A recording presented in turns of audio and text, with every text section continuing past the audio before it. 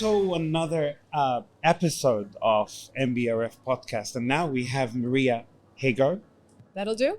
Close enough? Close enough. Maria Hagar, thank you for being with us. Thanks for having me. I know it's going to be an excited discussion, short but exciting. Pressure. Yeah.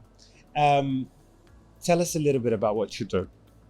So I run a company called Transformate, where we bring applied neuroscience and psychology into, let's say, managing challenging work situations, to restore work cultures and create work cultures that are more conscious, more connected, more human focused, and as a result, more productive, more creative, more innovative, and more financially performing. So that's in a nutshell.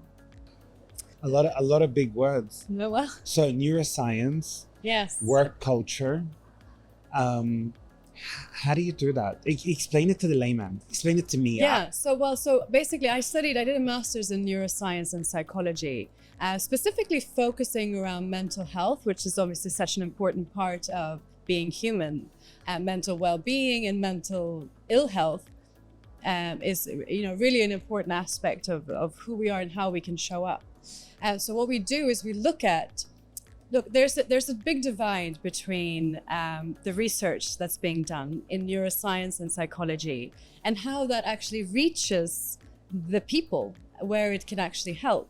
And I'm not necessarily talking about the medical side of neuroscience, because that obviously translates much more easily, but I'm talking about the non-medical, non-scientific fields like the workplace, like everyday life, where we can apply these learnings. So what we try to do is we try to go into the research, try to really sort of figure out what has worked in the lab settings or the research settings, and then look at ways of how we can incorporate that becomes useful for the rest of the world, essentially. So let's say I have a company. Yeah. That I brought you in, and they said, look, I have a problem in this company. I don't know what it is.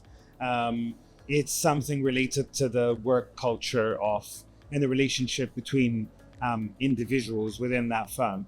Then you would bring Transformate and come in, and what would you find? What could you possibly find in that workplace that I've brought you into? Yeah.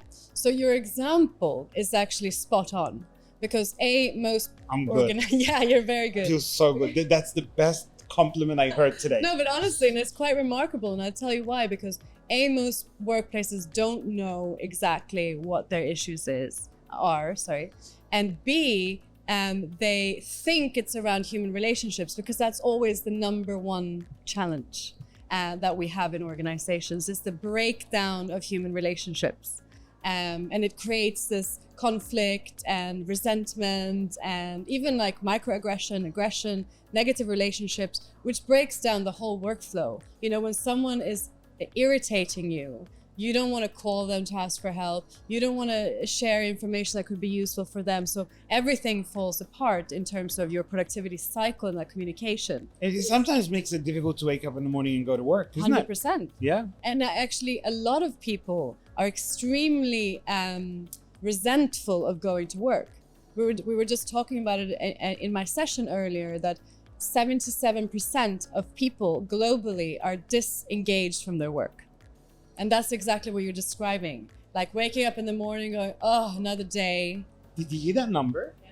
Repeat it, rewind and listen to it again. 77% yeah. of people Yes. don't want to be at work. They're disengaged from the work. So they're not fully engaged in what they're doing, essentially. Yeah. So only 23% of people wake up in the morning saying, I can't wait. Yes. And it explains why we have so many challenges. Imagine you're disengaged from work, and how does that affect your mental health? The really sad thing too is that it overspills into life. So this is research that was done by Gallup, and they also came out with the statistics. So they measure another part of this, which is what they call the Thriving Index, which has to do with our perception of our personal well-being, happiness, and purpose in life, basically. So our reason for being And this has nothing to do with the workplace. This is outside, also measuring our well-being. And they basically state that only 34%, I believe, I could be slightly off on that number, are thriving. And the other 66% are struggling or suffering in their personal well-being. So I call it the disengagement from life. So less than half of the, way less than half of the population Yeah. is thriving. Yes. With all the accomplishments that we're doing in this world, we're doing it with less than Right. half of our population thriving. Yes. So can you imagine if we take that number up to about 75% Yeah. or 90%? Yes. Oh my God. Yes. I mean, 100%. And apparently, when you look at productivity, and I'm not entirely, I haven't read the papers, and I'm not entirely sure of what they studied, but the outcome was that people are only productive 2 to 3 hours out of an 8-hour workday. And these are knowledge workers. So you can imagine if we increase that to 5 out of 8 hours, or even 4, imagine how different and how much more we could accomplish. And this is part of my fundamental belief, is that because we're disconnected, because we've lost that connection with ourselves, with the people around us, with our natural world, we basically become disengaged, and then our productivity goes down because we just lose interest, lose the connection. So Maria, when Transformate come into a company and they figure that out, they get those numbers out and they go back to management report, look out, 15% of your workers want to be here, the rest not so much. Their productivity is about 1.5 hours out of the 8 hours you pay for. Yeah. Those are very troubling news to the management. Yes. And you're telling me if you fix it, it's quite significant. Absolutely. I mean, we don't even know. we don't even really know what can happen. But for sure, for me, there's a... You're hired. Done. Come into... Seriously? Yeah. No, but who can say no to this? It's very difficult. I agree. I mean, look, at the end of the day, and how we like to address it. So we talk about conscious leadership from this very sort of evidence-based perspective, because it's about heightening our human awareness, right? So that we can start to connect, to feel, but all those things that we just talked about get reawakened when we have leadership that is driving from a more conscious, connected, human, compassionate perspective. And that's not to say that they should give up on all their other performance metrics, but it's about incorporating both. There's another really interesting white paper that was published where they say that leaders who are focused on, let's say, I can't remember the exact words, but like on performance only, they have about a 14% chance of being seen as a great leader. And leaders who are very compassionate and empathetic focused, they have about a 12% chance of being seen as a great leader. But the leaders who can do both, they all of a sudden have a 72% chance. So the first two percentages are... 12 and 14. And it jumps up to 72 if they do both. If they do both. But the problem is that only 1% of leaders Can fit do both. into that. I don't know about can, but are doing. I I think everyone can. Okay. Yeah. Okay, I get it.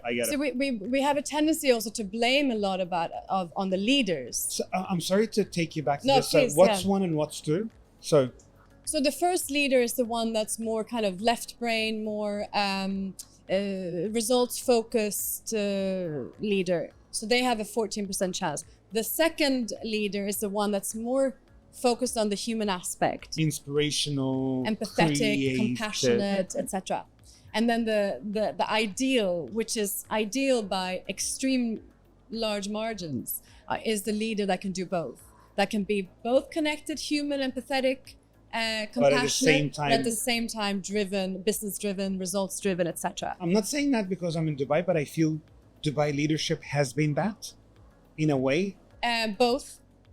Yeah, I mean, I think Dubai is actually an extraordinarily inspirational leadership view. If you look at country leadership, so I think you're 100% right. There's a great balance between being here we're, from however, not seeing it always. Sorry to butt in, but in the organizations here. Absolutely. No, Yeah. I'm talking about the overall leadership. Yes. If you see the results that Dubai has Yeah. realized between 2000 until now, Yes. and you look at it specifically what you describe. So Yeah. if you look at result driven, this is right, this is wrong, but at the same time, very human. Absolutely. And they really understand that here. They really understand. Well, we have a Ministry of Happiness, as an example. But we have many other initiatives. But Excellence Awards and Ministry of Happiness. yes, happiness centers, happiness street. I mean, those things matter, right? Because it brings that to conversations and to the forefront of our attention.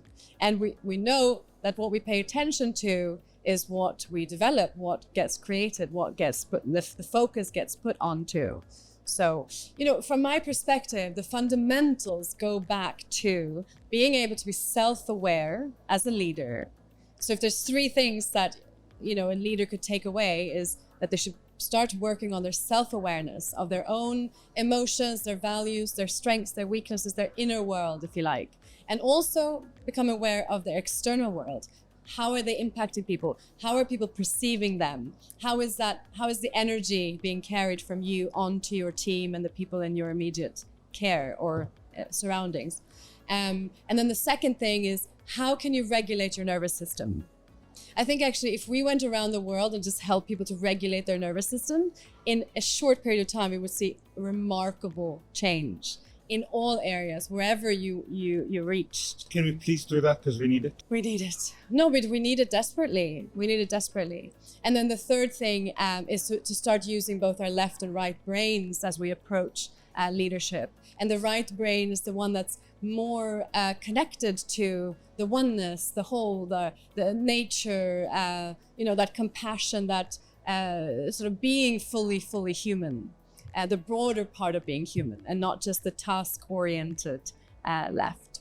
Brilliant. So that's... Maria, look, time is up. I swear to you, I can talk to you for 3 more hours.